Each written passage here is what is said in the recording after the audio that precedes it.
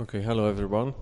In fact, my talk is not going to be very far from what we've heard today so far, and so I'd like to talk about a project that we've done. It's not a Hungarian project, but we were involved from Hungary as KÉK. We were the Hungarian partners in a work of 5 countries, and I think this is very important not only because of the way it was done, but also because of the content. So. When we talk about Central European Architectural Networks, which was the topic of our exhibition and the project, it was Central European Architectural Networks who made this happen, and who will hopefully be part of the future of this project. In fact, this collaboration started, the sort of, how do I make this disappear? Okay, so, the case for this project to be made was the architectural biennial in 2014, which was the first architectural biennial in several years where the chief curator's name was known not like 4 months before the biennial was opening, but more than 1 year before that. And when Rem Koolhaas was picked in 2013 for the curatorial position, and he announced his topic, it was a time to start thinking about how this topic was relevant in this part of the world as well. And his big theme was absorbing modernity, which is essentially the process of interaction or combat, as he was somehow putting forward, between regional architectural cultures and modernism. I guess most of you have seen the Biennale, so I don't have to explain in detail this, but I think it was a significant step and a very interesting platform, which was moving away from a more sort of locked up local discourses on how modernism was shaping the 20th century, and Koolhaas was trying to present a broader look and a more diverse look at how modernisms were interpreted in several different cultures. And of course his point was going well beyond the pre-war or immediate post-war periods, and sort of looking into the whole, let's say, last 100 years from between the First World War, which essentially ended with the emergence of the modern nation states, like the 20th century modern nation states, and the end of a lot of the colonial projects, or at least the beginning of the end, and then up to today, which was the height of the crisis of globalization and real estate development. So this kind of interaction was the outset, and it was Trace, an architectural think tank based in Poland and in other countries as well, and specifically Piotr Bujasz, who is here with us, who came up with the idea to start to think about this process in this region.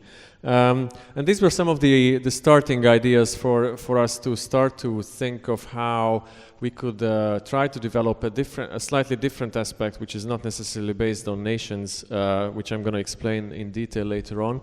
These were the couple of topics that we came up with, such as we were interested in the patterns and how patterns are interpreted and passed on. So militant modernism, in that case, we're looking into the military infrastructures of the Austro-Hungarian monarchy and how these big constructions and developments of infrastructure and technologies were essentially creating methods, but also typologies which were passed on throughout the ages. So, up to today, most Central European countries still have schools and hospitals and military barracks, which come from the era of the monarchy. And even if they were built later, they sort of inherited the same spatial structures and knowledge. So we were interested in this kind of production. Also, when talking about reclaimed networks, it was another way to try to address how organizational systems of the Austro-Hungarian monarchy and its attached states were imported throughout socialisms into the European Union, and what might be the lessons learned from both periods and both entities.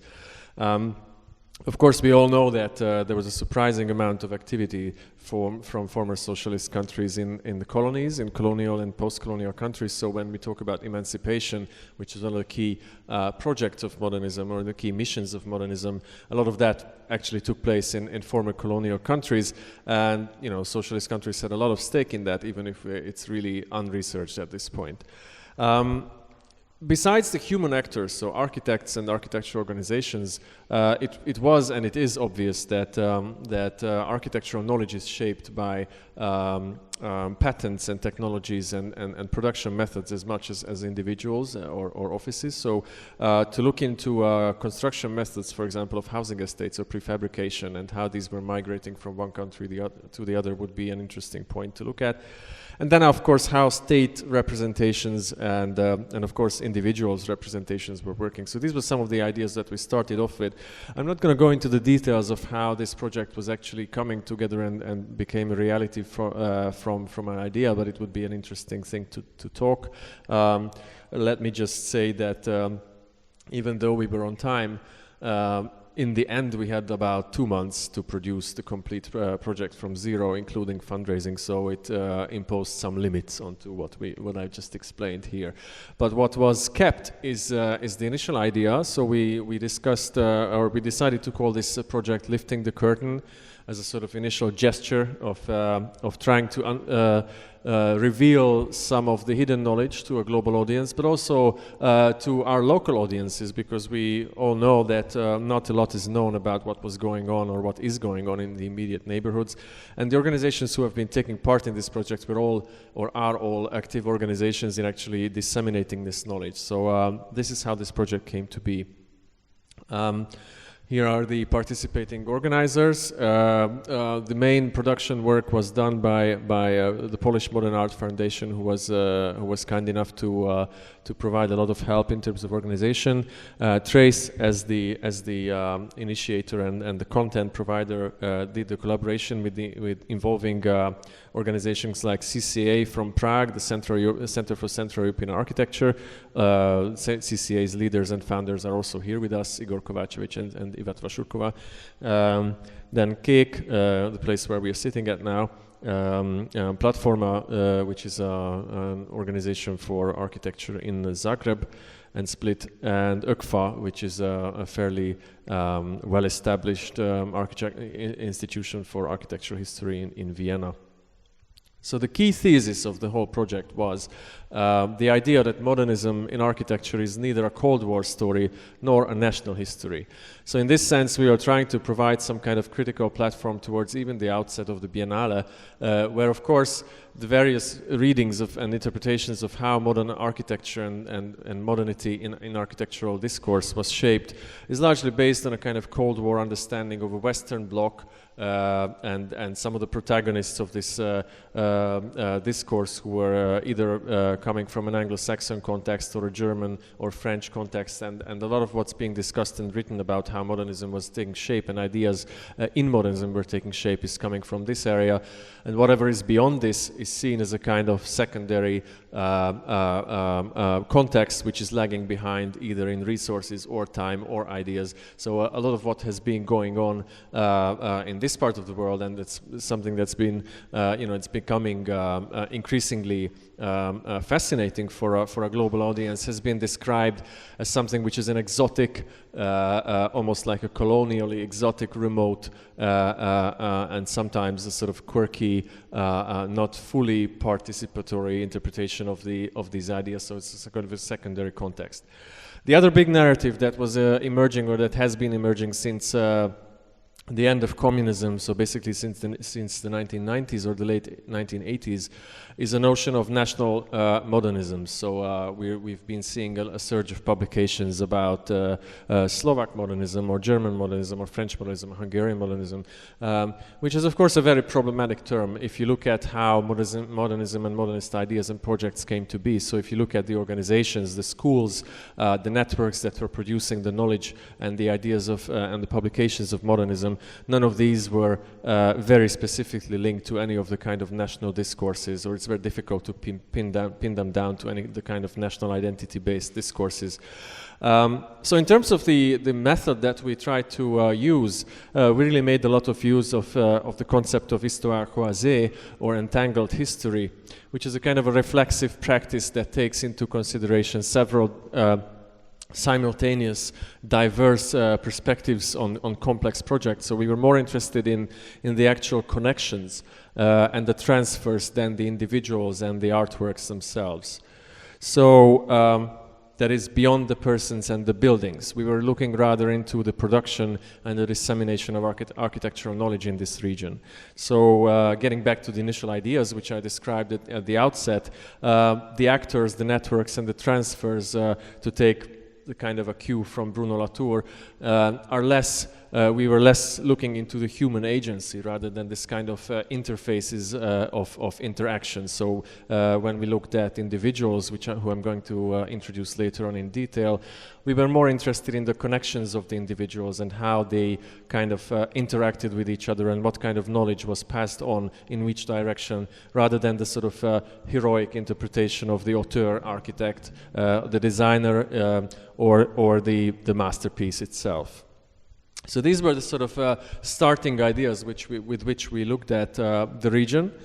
And of course, because of that, we wanted to create a show or a project which really highlighted the potential forms. So, you know, to go from the obscure to the very specific, we wanted to become as kind of practice-based or evidence-based as possible and not theoretic as I just described this in this framework. So we came up with the idea of having about 6 loose categories, which you can see here, and I'm going to explain them in detail. And we organized about 40 case studies into these 6 categories, which kind of represent some of the formats and some of the experiments that were going on in these countries, and by these countries I mean Poland, the former Czechoslovakia, so Czech Republic and Slovakia, Austria, Hungary, and the countries of the former Yugoslavia in various periods throughout the 20th century.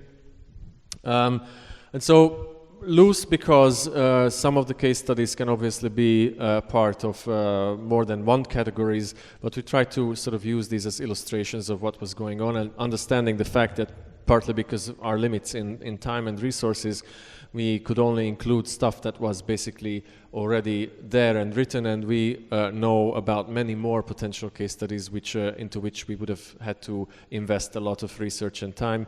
And we all know how poorly most of the work of modernism is documented in this region, so there's a lot of stuff to be looked at and not much which is actually properly researched. So I'm going to go through the categories one by one now. First of which is the category of experiments. We defined this set of ideas as experiments in design, often becoming experiments in political structures, experiments in institutional structures, inherently, especially in the conditions where we are talking about a post-war era and the sort of nationalization of and centralization of the architectural practice. So going from private market-based competitive offices to central planning offices or institutions. Most of these countries had one or another form of this. In Hungary, we had a full nationalization of the architectural practice, which was running until the late 60s and early 70s, from when private practice became possible again, but in a very marginalized position. So you could say that, technically speaking, until the early 90s, between 1950 and the early 1990s, there were at least 2 or 3 generations of architects who were brought up in this idea of the architecture institution, which is centralized and therefore dependent, but also precisely because of its scale, it's also a very independent professional context in which the understanding of who a professional is and what their potential is in terms of independence for design is a very remarkably specific context. So whenever somebody was experimenting with design work in this context, it's very obvious that they were inherently experimenting with the form of collaboration and the work and the production of the knowledge as well. I'm not going to talk in detail about this particular slide. This is a case study that was discussed in detail earlier this morning. Suffice to say, for those of you who don't speak Hungarian or haven't been here in the morning, that the Miskolc collective was a Hungarian office it was a planning office established in Miskolc, an industrial city, in the late 70s, where the architects who moved there just after graduation had the opportunity, or in fact fought successfully for the opportunity, to construct for themselves a sort of a collective living space the stuff that you see here, which included individual apartments and a very large community space, which was a sort of a multifunctional environment. And of course, being able to construct this space, this community became a very specific laboratory for producing new ideas and participating in an international network, somewhat similar to Liberec in Czechoslovakia. They also had connections, and some significant projects were also linked to other countries, such as the participation in the Warsaw Confrontations competitions in 81, which became the first known work of Hungarian contextualism. So it became a very radical experimentation with the format, not only with the design work. So this is how it looks in the shape of the exhibition. So these categories are organized into this sort of floating clouds in the installation, where you can see the relationships and not only the individual case studies. The second one is collectives. Of course, collectives, not only in as I described in the Miskolc case, but sometimes more arbitrary, or collectives in a sense of trying to expand the understanding of what architectural praxis can be about and how connections can be used. In this case, one of the case studies here is the winning entry of the Skopje earthquake. There was a devastating earthquake in 1963 in Skopje, which destroyed much of the capital's, Macedonia's capital's center. And then the following international competition was won by a Japanese team led by Kenzo Tange.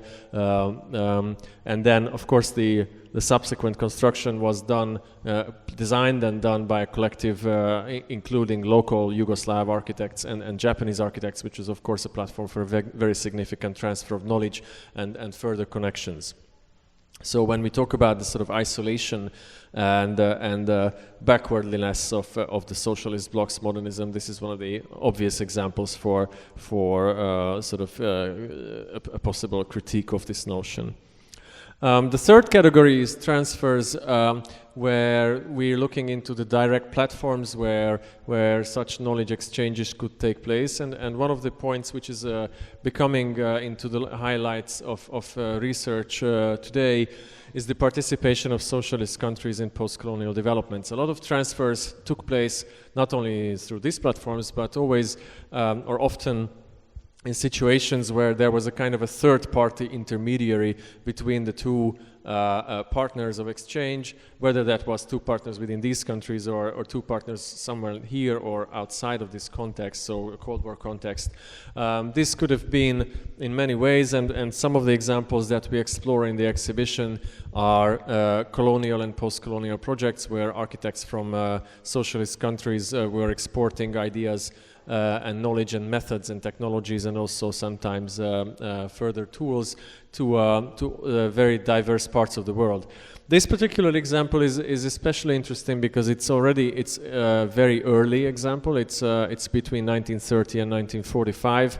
The famous Bata Czech shoe factory, which is also very well known for producing a factory town, in fact 2 factory towns in the Czech Republic.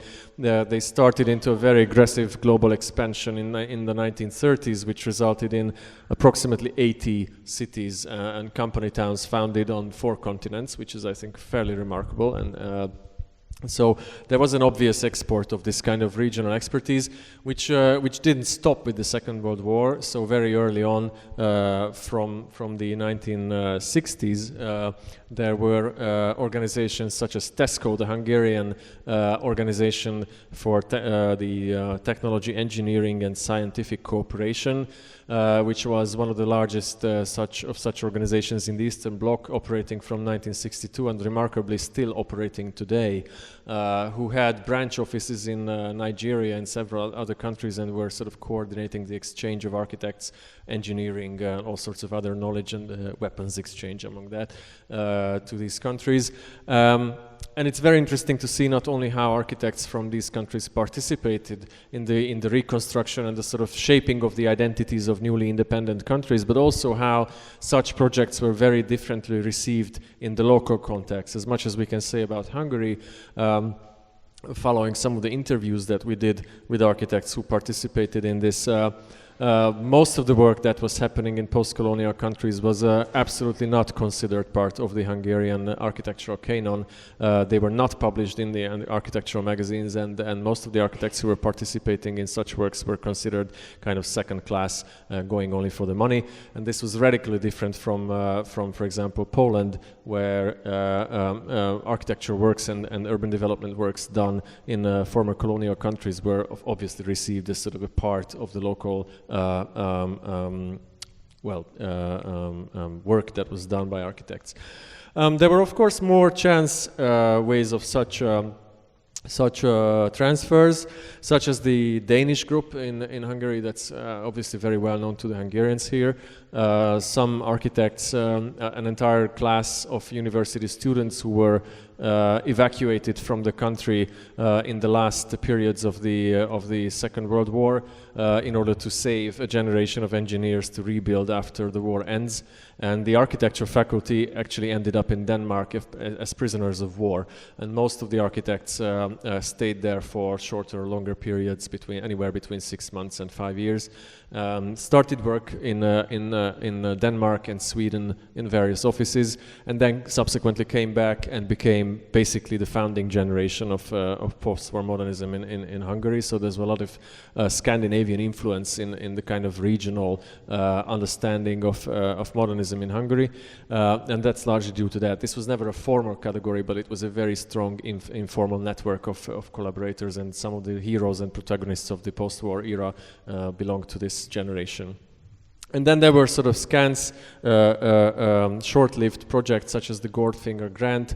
Ernő Goldfinger is a well-known figure of British brutalism, so much so that as being a neighbor of Ian Fleming, he basically modeled his villain in James Bond from Goldfinger because he hated his architecture so much.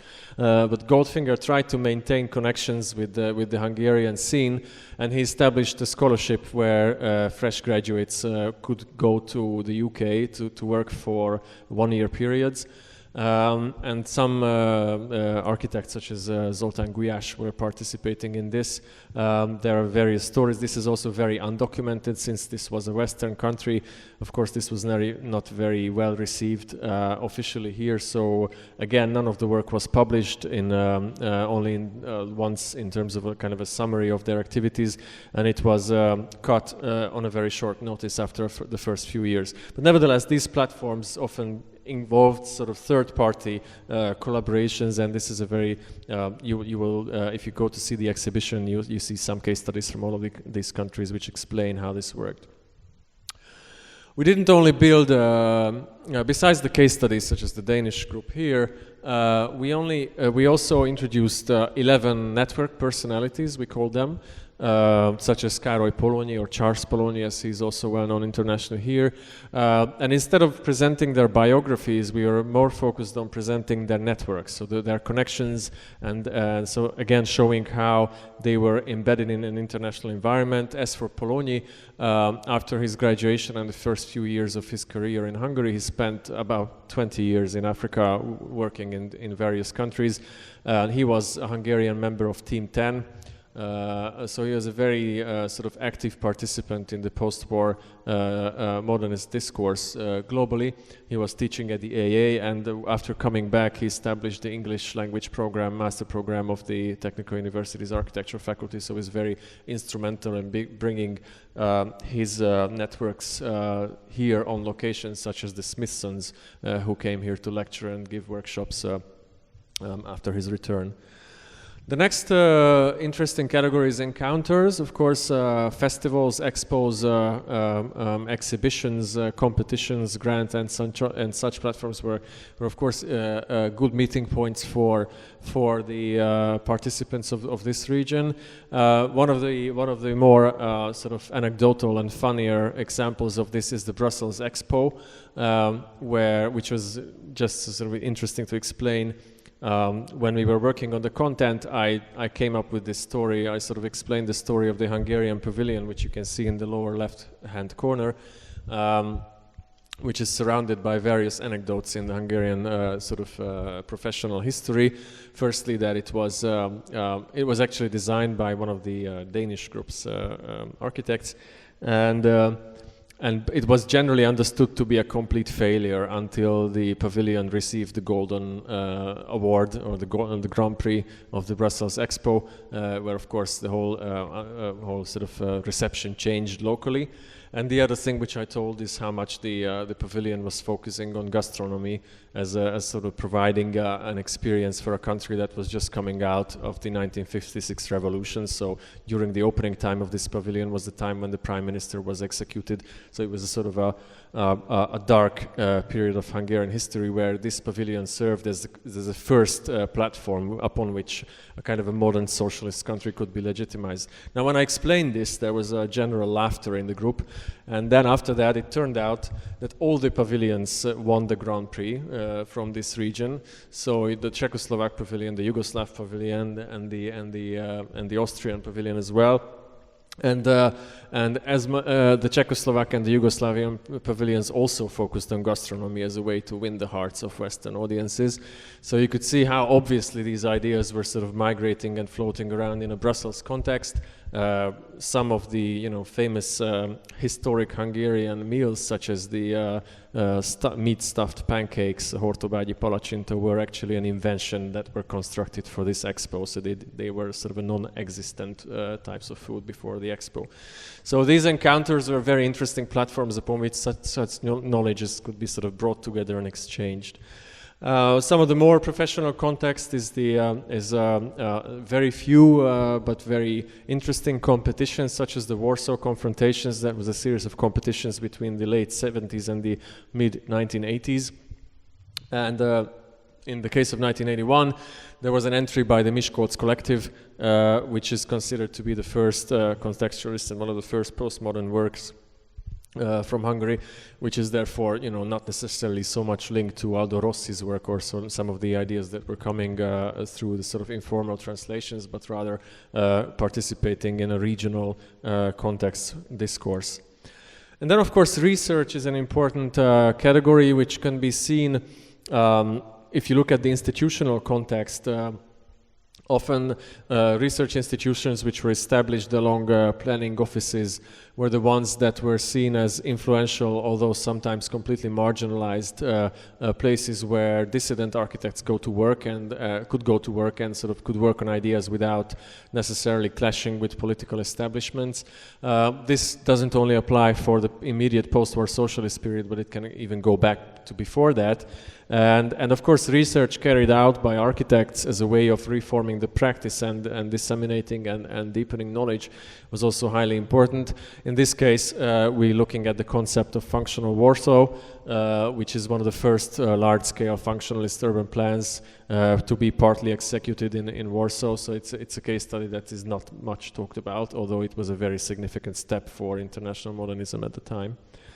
And then finally, Publix is a notion that is very important. So when we talk about architecture, obviously we're talking about, in this case, we talked about knowledge production, and knowledge production is happening in media and representations. And so the publics which were forming around the profession and its representations were always a contested context in this part of the world, whether that was through censorship or the distribution of commissions. And there's a range of publications and media that you can see in the exhibition, from the 30s avant-garde architectural publications to magazines and various platforms. The example I'm showing here today is one that we've seen on an image, but without much explanation today already. The Bercsényi magazine was, it started as a kind of information sheet for the students' housing at the architecture faculty just next to us over here in 1964, but it very quickly became basically one of the most established professional platforms in Hungary. Although it was largely edited by students, it was the chief channel through which international essays and publications were translated about archigram, about the rise of postmodernism. They came up with special issues on Soviet constructivist architecture in the middle of the 70s. So some real radical work was done in the kind of protective shade of the university. So that was what made it possible to publish work which would have otherwise been impossible to publish. In this case, what we're looking at is a famous competition for reconstruction of a city center, an extension of a city center in Keszthely, a town by the Lake Balaton.